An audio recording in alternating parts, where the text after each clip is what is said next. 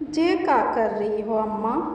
फिर से एक थाली सजा दी और रोटी का नेवाला भी निकाल कर रख दी। अम्मा कब तक यूँ अपने लल्ला का इंतज़ार करेगी और ऐसे थाली लगाकर उनके नाम का नेवाला निकालती रहोगी? नहीं आवेगा अम्मा अब तुम्हारा लाडेसर शिवा।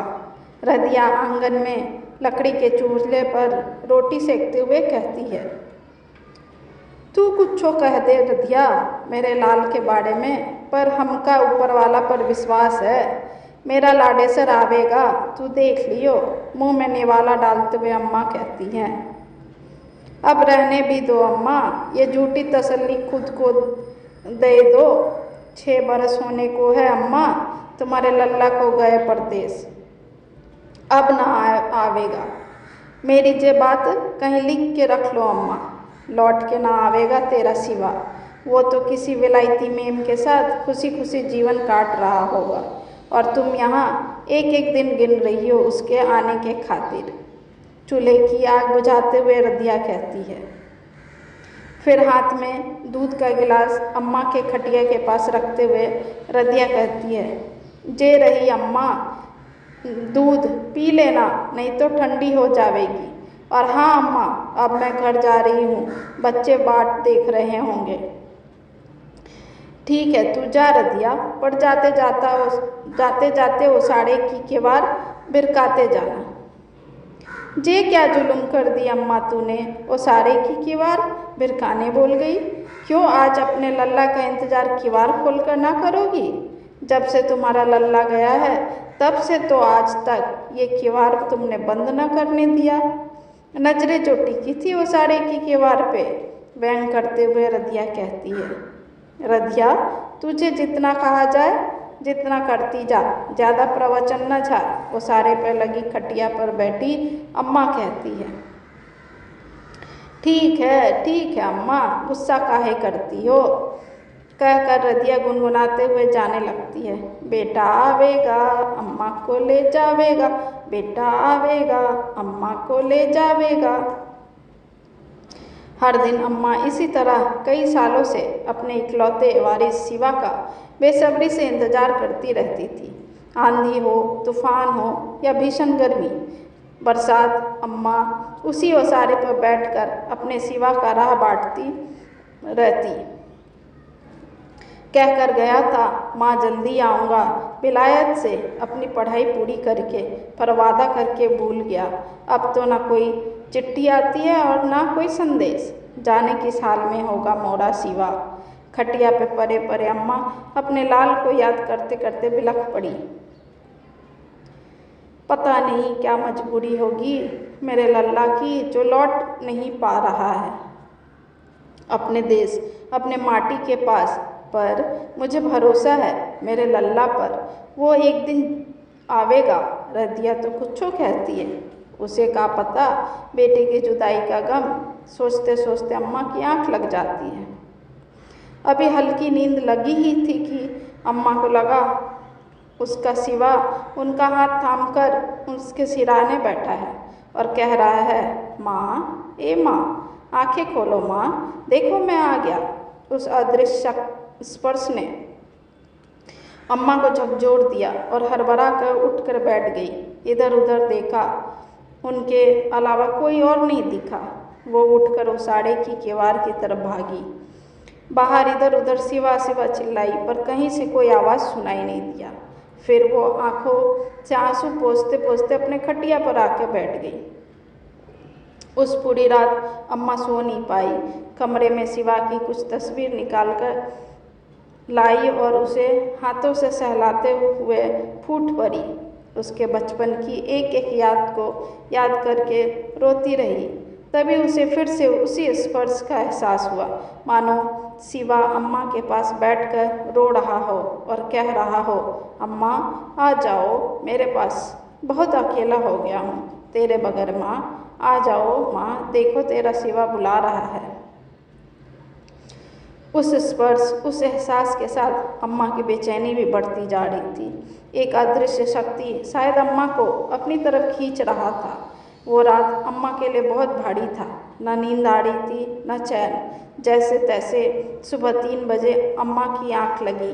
सुबह 6 बजे जब रदिया खुले और साड़ी की किवाड़ से अंदर आई तो कहने लगी, ए अम्मा, तुम तो कह रही थी वो साड़ी की किवाड़ भिरका कर जाना और मेरे जाते ही फिर से खोल कर बैठ गई। तुमको भी ना अम्मा चैन नहीं है। सुन रही हो ना अम्मा कि नहीं? फिर अम्मा की कोई आवाज़ नहीं सुनकर रदिया अम्मा के सिराने जाकर उनके सिर पर हाथ फेरते हुए कहती है, क्या बात है अम्मा, आज कुछ नहीं कहोगी? कह रही हो ना तबीयत पानी ठीक है ना? इतना बोलने पर भी अम्मा टस से मस नहीं हो रही थी। तब रदिया अम्मा का हाथ पकड़ने के लिए अपना हाथ बढ़ाती है, तभी अम्मा का बेजान शरीर नीचे लुढ़क जाता है। अम्मा अपना प्राण त्याग चुकी थी। अम्मा को मृत पाकर रदिया जोर जोर से रोने लगी। रदिया के रोने की आवाज़ सुनकर सभी गांव वाले इकट्ठे हो गए। अम्मा की मृत्यु का जिम्मेदार सब उनके बेटे शिवा को ठहराने लगा। सब बहुत जलीकट्टी सुनाने लगा शिवा को। तभी वहाँ गांव के मुखिया आते हैं और शिवा के बारे में लोगों के मुंह से ऐसी बातें सुनकर उन्हें बहुत दुख होता है और वो वादा भूलकर निर्णय करते कि अब शिवा की सच्चाई लोगों के सामने रख देना चाहिए। मुखिया जी अपनी जेब से एक चिट्ठी निकालते हैं जो आज से 4.5 साल पहले शिवा की लिखी चिट्ठी थी।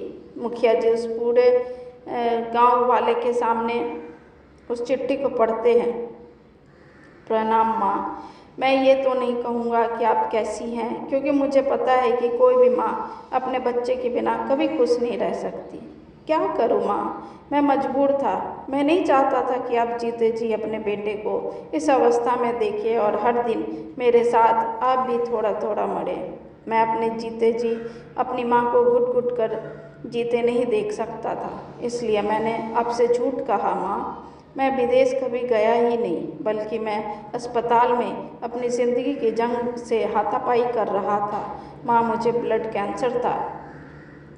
ना माँ, मरने की बात सुनकर बिल्कुल मत रोना।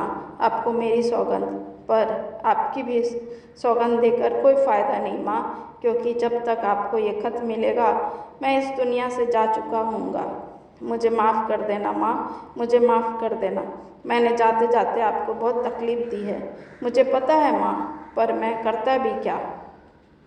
मेरे पास समय बहुत कम था, इसलिए मैं आपको रदिया काकी के भरोसे छोड़ रहा हूँ। मुझे पता है इस पूरे गांव में एक रदिया काकी ही है जो आपका ख्याल अच्छे से रख पाएंगी और कभी आपको अकेला महसूस होने नहीं देंगी।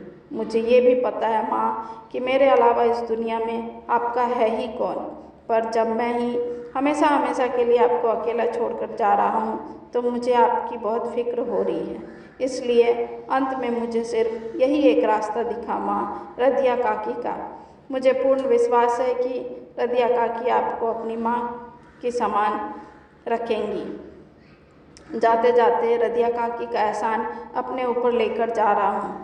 भगवान ने चाहा तो मैं उनका घर जरूर उतारने आऊँगा और माँ, अगले जन्म में मैं आपके कोख से ही जन्म लूँगा और आपके अधूरे सपने, आपके त्याग को अवश्य पूरा करूँगा। वादा रहा माँ। चिट्ठी के पीछे मुखिया जी के नाम का एक संदेश था, जिसे भी पढ़कर सुनाते हैं मुखिया जी। मुखिया जी, आपसे एक विनती है, इस चिट्ठी की चर्चा कभी मेरी माँ के सामने मत करिएगा, नहीं तो वो जीते जी मर जाएंगी। उन्हें झूठी उम्मीद में ही जीने दीजिए, ताकि मेरे आने का इंतज़ार तो रहेगा उन्हें। चिट्ठी सुनते सुनते सभी गांव वाले की आंखें नम हो जाती है। सभी ऐसे महान बड़े दिल वाले बेटे को नमन करते हुए और दुआ करते कि ऐसी ही माँ बेटे की जोड़ी फिर से एक बार गांव में आए। रदिया काकी शिवा की चिट्ठी सुनकर फूट फूट कर रोने लगती है और भगवान से प्रार्थना करती है कि अम्मा और शिवा ईश्वर लोक में मिल जाएं, ताकि उन दोनों की आत्मा को शांति मिल सके। आज उन्हें अपने हर बोले शब्द पर दुख हो रहा था और अम्मा के अटूट विश्वास पर गर्व हो रहा था। आखिर उनका निर्मोहिया उन्हें मोह कर ले ही गया।